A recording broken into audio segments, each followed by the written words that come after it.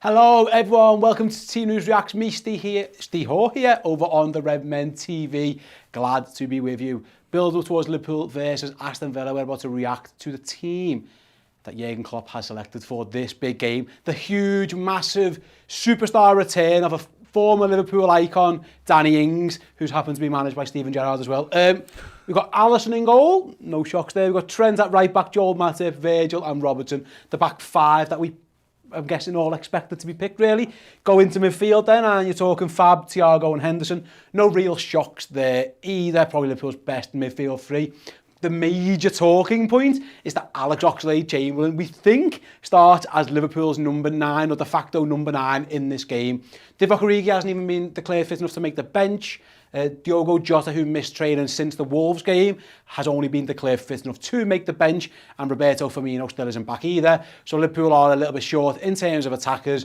So it looks like Alex Oxlade-Chamberlain's going to play in the false 9 role. We saw him do a little bit of that in pre-season. Again, that's a guess. It could be something different. It could be Salah, it could be Mane. Obviously, it's going to be interchangeable anyway. But as it stands, it looks like Alex Oxlade-Chamberlain is up front. Mo Salah on the right as usual, and Sadio Mane on the left. Let us know in the comment section, guys. We're going to be reading out some of these in a minute. What are your thoughts to the team? I'm guessing Ox is the big talking point. Let us know how you feel about Ox playing in that de facto centre-forward role. Errol will read out some of the best of those in a minute, and then we'll have a little chat about it as well. Let's head to the bench then. As I mentioned before then, no room for Divock Origi. He hasn't made it. So the bench is Kelleher, Tsimikas, Gomez, Konate, Milner, Naby Keita, we've got Minamino, there's Jota, and then Neco Williams as well. So yeah, Liverpool, obviously, we've got through a midfield injury crisis and coming out the other side with this lot. It looks like we've got a centre-forward mini crisis again. Jota is on the bench, so I'm guessing it wasn't that serious, whatever the issue at Wolves was. He just hasn't been able to train, so I'm guessing Jurgen's half protecting him there a little bit as well. Potentially an eye on the Newcastle game in the week as well, I don't know. But I suppose the interesting one for me is that he's decided to go for Oxlade-Chamberlain up front rather than Taki Minamino, who you'd probably say is more suited to being a centre-forward. But like I do say, Oxlade-Chamberlain did play in that role at times in pre-season. He's played it late in games as well. I suppose that is the biggest talking point of the game so far. Like I say, one change from the team that beat Wolves very, very late on last weekend. Obviously, there were 8 changes to the Milan team, so there's always going to be ins and outs there. But yeah, Errol, what's the major reaction to Alex Oxlade-Chamberlain being up front for Liverpool? Yeah, do you know what? To be fair, I think a couple of the people in the chat have still got their eyes on the early kick-off, because I could see a few of those comments floating about. But we've got James Wheel says, big 3 points today, please, Reds. He is actually gunning for the win today, so that's good. Bob Webster wants to know what time kickoff is. It'll be a 3 p.m. kickoff, and we'll be live from Anfield. And Jay says, went from a right back at Arsenal to a centre forward at Liverpool. I think he's referring to the Ox there as well. So yeah, just a few comments. Obviously, I think everyone knows at the moment that the City game's still being played. A few and they just been giving the most dodgiest penalty from the sound of things, all time. Yeah, like, there's a few rumblings of that. Armpit handballs. One of them, and then Adrian H says the Ox in the box. Hopefully he's the fox in the box today and he can get on the score sheet as well. I think you mentioned it there as well, that he had been deployed as a kind of our number 9 in pre-season. I know we've had a few conversations about obviously his role and where he fits into the squad at the moment, and I think one of the big things from me was because of the midfield crisis that we was going through late October, most of November, he didn't have much choice. If he was going to get minutes, it was going to be back in midfield. But I think Klopp's always had this as a plan B backup option for the Ox this season. He's kind of earmarked him as one of those people that can kind of fill in for Bobby if he's not fit enough to play. And it looks like today's going to be the first glimpses that we see of it when it actually means something, when something's on the line. So it will be very interesting to see how he does. What do you think then, the fact that he's gone for Ox over Taki Minamino? You'd say he's more recognisable as a striker. He's done that a bit more often. He could have played Taki out wide and moved Mane or Salah. I guess he didn't really want to take either of those out of position. But yeah, if you're Taki, you're probably thinking a little bit like, yeah, maybe he should have went for me. Yes and no. In some ways I can get it, because obviously you'd think he's more of the archetypal centre forward in that sense, but he still screams a little bit lightweight for me. And I know that Villa have got some good centre backs, so maybe just having someone who's a little bit more robust with a little bit more physicality might come in handy. We know Mane's a tank, he's strong. We know Mo's strong as well. He's got that low centre of gravity. So the Ox, we know he's quite a stocky kid. So I imagine that's probably gone into some clubs thinking he's not going to get bullied and roughed up as much, as he'll give as good as he gets potentially in that department today. Yeah, for sure. Then so let's have a little look at the opposition. Then obviously Steven Gerrard's first time back at Anfield as an opposition manager. Very, very strange. Lots is going to be talked about that throughout the day. I'm sure his name's going to come up more than once or twice. But the team he selected, it looks like he's very much gone like for like with a 4-3-3, which is the position and the formation rather he's been using anyway. So Emi Martinez in goal, got Matty Cash, Konza, Mings. Target is back after missing the last game through concussion. Then they've got a midfield three, a very strong midfield three actually, of John McGinn, Marvelous Nakamba and Douglas Luiz. You've got Ramsey and Ashley Young moving into attacking position, flanking the amazing Ollie Watkins, who's got 4 goals in 2 games against us. So yeah, on their team then, again, for them, there was talk that Young might have had to play at left back because Target, he had the concussion. Yeah. But they've gone opposite. Danny Ings, by the way, is only fit enough to make the bench on his return.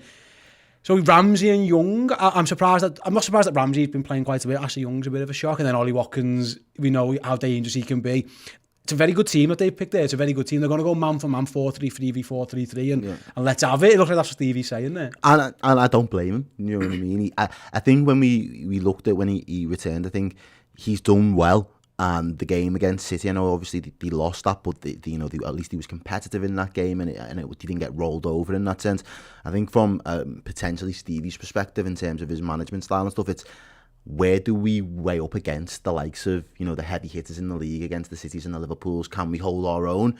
So I think as long as his side show that competitive nature and show that they're not going to get steamrolled by, a juggernaut, I think he'd be happy no matter what the result was. I think he's probably looking for the performance today, and that's why he's fielded in his best 11 in that respect. Yeah, as you say, again, so the change that they've made is basically Target's fit again.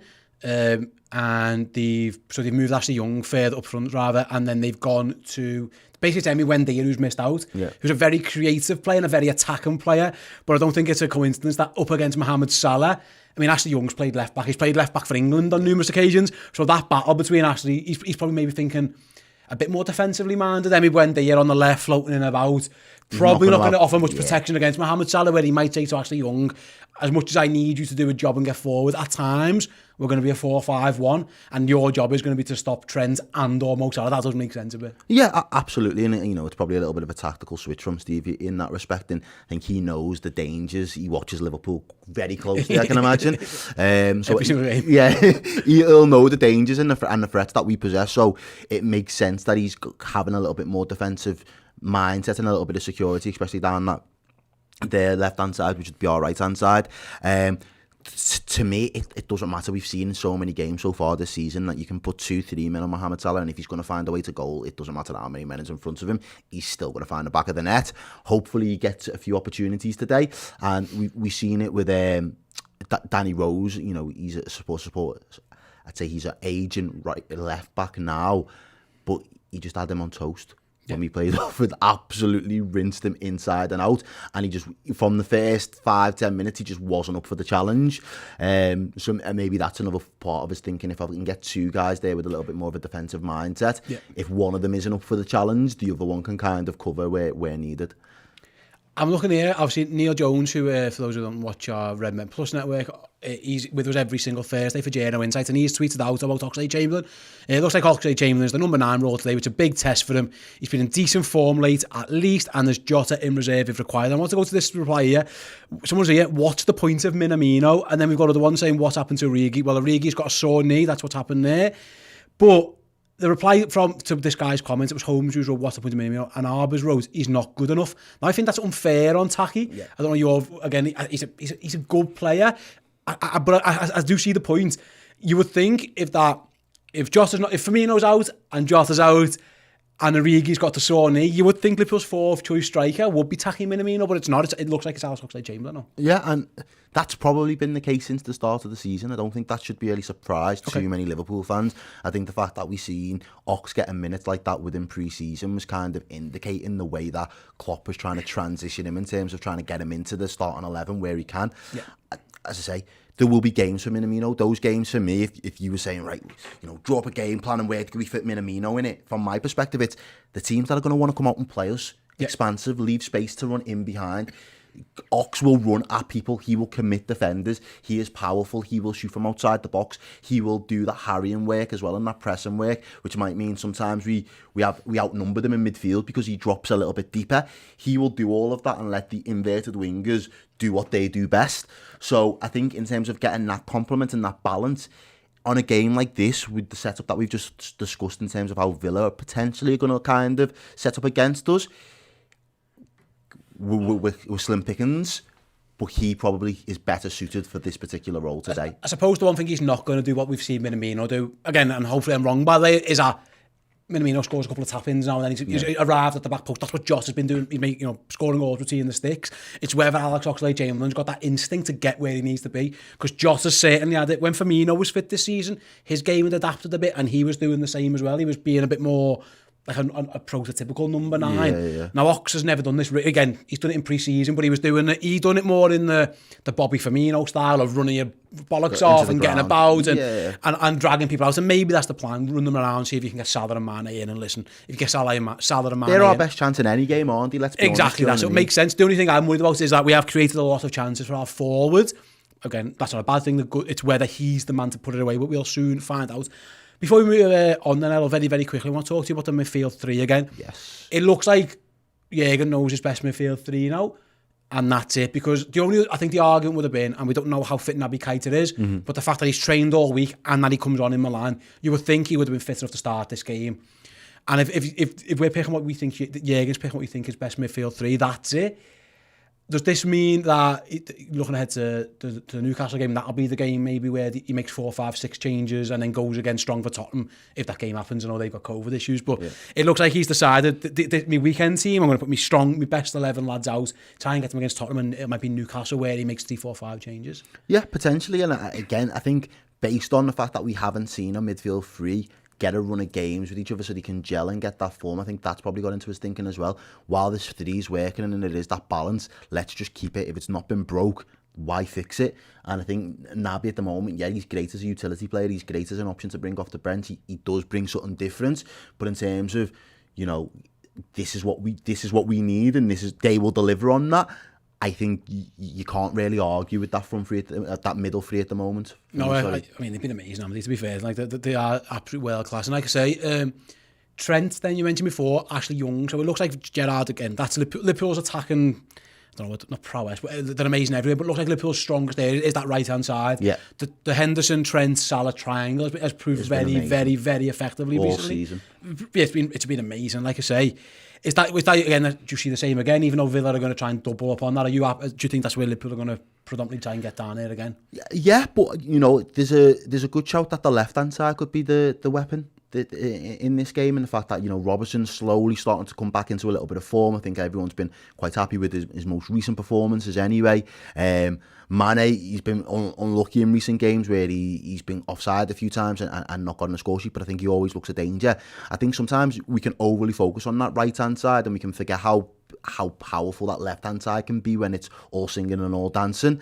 So for me, it'd be really, really interesting to see if they can be a bit of an outball for us and we can kind of utilise the pace that we've got down that left hand side really to kind of punish Aston Villa where they may overcommit on that right hand side and be a little bit heavy down that end. Yes, I completely agree. Like I say, it's going to be fascinating to see how Liverpool attack this game. And again, we might as well do it because we've got the watch along, and by the way, we're going live on the watch along in roughly half an hour's time, so we're going to wrap up here in a minute and then we're going to get on with the show. By the way, as part of the watch along, we'll be doing our Club Legend Christmas draw, so if you are one of our Redmen Plus Club Legends, keep an eye out before kick-off and we'll be drawing out to have to win today's prize as well. If you're not a Club Legend yet and you want to be in the hat, you've got about half an hour after the show ends to go over to the redmentv.com, sign up as a Club Legend and your name will be included in the draw, and again, you might win today's special prize, which is one of our amazing Jordan Henderson mugs, really good one. So like I said, you've got half an hour if you want to be involved.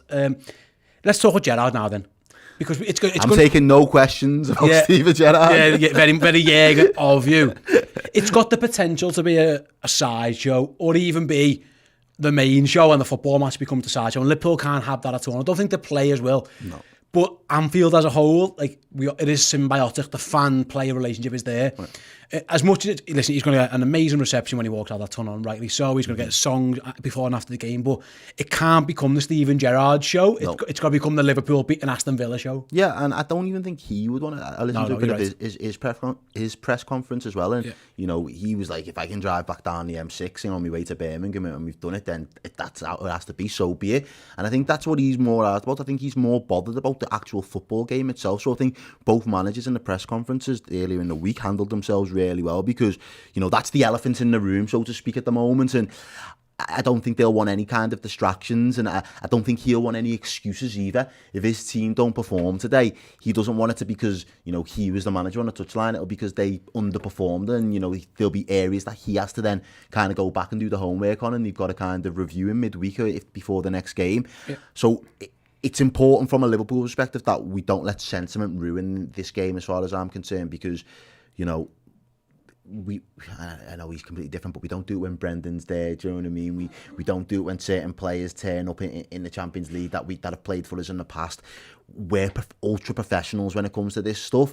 It would be very un-Liverpool like if we let this be the one that affects us. In a way as well, are you surprised, like you mentioned there, about how good he is in the press conference? He was rubbish at Liverpool. He was never a really good speaker. He become that as he got older. He is an amazing speaker as a manager, I agree, which is one of his strengths, actually. I think he communicates really, really well. But I thought the way he put it was great. Like, you know, my job is to, for the first time ever, I'm wanting Liverpool to lose. And that must be a very strange situation for him. I suppose what Liverpool can do is take any doubts, take any emotion out of it, and just hand them the beating that everyone needs to give him. Yeah. And like Rafa got a hello and a goodbye and all the best to you. But for 90 minutes, like, for the first time in our lives, like Steven Gerrard's on the other team. It is quite strange. Yeah, you're the op. You're the op for the first time in 90 minutes, bro. Yeah. That just doesn't feel right to say it. But he knew full well when he took the job that he was going to end up in this situation twice this season, because we hadn't played Aston Villa yet, so he knew exactly what was to come. And I think that's all part of his learning and development in terms of, where do I see myself in the next 5 to 10 years? And if I do ever see myself and consider that I can go to the cauldron that is Anfield and manage and be a manager there, I've got to at least be able to go there and cut my teeth and you know, might be on the end of a few losses in the meantime. And I think that in the long run, you know, it's short-term pain for long-term gain. From Stevie's perspective, is how I'm hoping it goes. And, you know, I think all Liverpool fans will always wish him the best. Outside of this 90 minutes, we want him to beat Man U, we want him to beat Tottenham, we want him to beat Arsenal. Mate, I would have no... I'd want him to finish in the top 4. Second, Aston Villa can finish second all they want. And this is what team member Gareth Baird says in the chat, being a member for 14 months. Thanks for your support, Gareth. He says, like, how are you feeling about Stevie? And my thing is, like, he's the idol of our generation. Like, the people of a young generation now, like Mo Salah might be their idol, or any of this 11, because they're fucking amazing. And the era before us as Fowler, even Owen was mine as well, but like as a Barnesies, exactly, those they had all of them, man. There, do you know what I mean? To be their guy. And ours is Stevie, and I do find it odd, like, that Steve Gerrard's a rival. For the first time in my life, I want Steven Gerrard to fail at something, and that's quite an odd position for me. And I'm guessing it's very odd for him as well. But it's got to be done. Like, business is business at the end of the day. Like, it is. It's not impersonal at this point. It's genuinely not impersonal. And I think in his head, in my mind, how I would imagine Stevie to be, it's the case of City and Liverpool are light years ahead of most of the teams in this Premier League. But if I am going to build a competitive Aston Villa team that, you know, before I came in, people were talking about being in a relegation battle. If I'm going to get them to the top half of the table and be competitive and push for those European places, I've got to see how I stack up against them. Yeah. So I've got to give it me all. Otherwise, there's no point. If we don't turn up today and I can see as a measuring stick how far behind these lads we are, there is no point me being in the hot seat. So I think from his perspective, that's all he wants. If he can get trounced 3-0, but they do it in Steven Gerrard's way and his image of how he wants his team to play football, he'll still take that as a result in his own mind, because he knows where he needs to go from there. 100%. We've had one, before we wrap up, we've had a super chat from, I think it's Odrin. I apologise for some of these. I do struggle with some of the Irish names. He says, if Jota and Origi are out and Ox is next in line, then where is Taki? What's the point? And I'd love Taki and see him some more. We answered that earlier, mate. You might not have been on as part of the show then, but yeah, basically Errol's point of view was maybe it's a physicality point of view, and that up against the likes of Konza and Mings, maybe just the physicality of Ox might be a little bit better suited. Facts. And also, yeah, that's kind of what the thinking is there. And also, like I say, Oxlade-Chamberlain's trained in this position. We don't know. I don't know if Taki's done much in terms of playing 9. And he even played in the middle in midweek as well, so it's a little bit odd to play in midfield one game and then just go straight up. Yeah, but yeah, it's one of those. I'm guessing Taki Minamino was asking the same question, but yeah, Ox is the man who starts up front. Right then, what is it, 2:20, so we're going to be live on our watch along at 2:45, so you're talking, if I'm doing my maths right, for 25 minutes time. Roughly, yeah. Yeah, I've done that right. Quick maths off the top of my head there. Before then, like I say, guys, after the game, just to let you know, we will, as always, be doing the final whistle straight after the game ends. We'll have the player ratings and we'll have your reactions as well. That will all be available on YouTube. After those are finished and done, we will be heading over to Redmen Plus for live streaming of our instant match reaction, where we go into more depth on the major talking points from the game. Hopefully what is a victory for Liverpool. If you guys want to be able to catch that and check that show out, in between the show ending and the watch along start, and if you head on over to Redmen Plus, sign up as either a club captain or a club legend. About an hour or so after the final whistle, the show will be streaming there. And again, once you have signed up, you get access to everything we do on a weekly basis, and there's absolutely tons of it, and also our entire back catalogue of content as well. It really is worth checking out. We're very proud of it. Like I say, some amazing documentaries, features, interviews, weekly shows. It's all there for you. Club captains, you get all the content, absolutely everything. If you sign up as a club legend, you get a few perks as well. So you get access to our Discord, our Discord group, which we'll be using throughout the show for you guys to communicate with us. You get free merch, you get money off merch, and like I say, you get entered into our daily prize draw every day from the 1st of December to the 25th of December. The prize on Christmas Day is a signed, framed King Kenny Dalglish shirt. So like I say, do go over to Redmen Plus after this show, sign up, and then after the match ends, we'll be over there for IMR and everything else as well. Errol, so we've got about 20 minutes to go now, and have a cup of tea, have a break, get ourselves ready for the watch along. You guys, like I say, same got time to go and do what you need to do and go and sign up to Redmen Plus as well. We'll be back at 2:45 for the live watch along of Liverpool v Aston Villa, and we'll see you all then. Ta-da. Everyone, thanks so much for watching. If you want more from us, then please do consider joining Redmen Plus, our Liverpool streaming service, with extra shows, bonus features, interviews, and incredible documentaries like Netflix for Liverpool fans. We've got the club captain and the club legend here. If you join as a club legend, you get your name in this wonderful list here. Look at them wonderful legends. Anyway, Redmen Plus on the redmentv.com. Join up.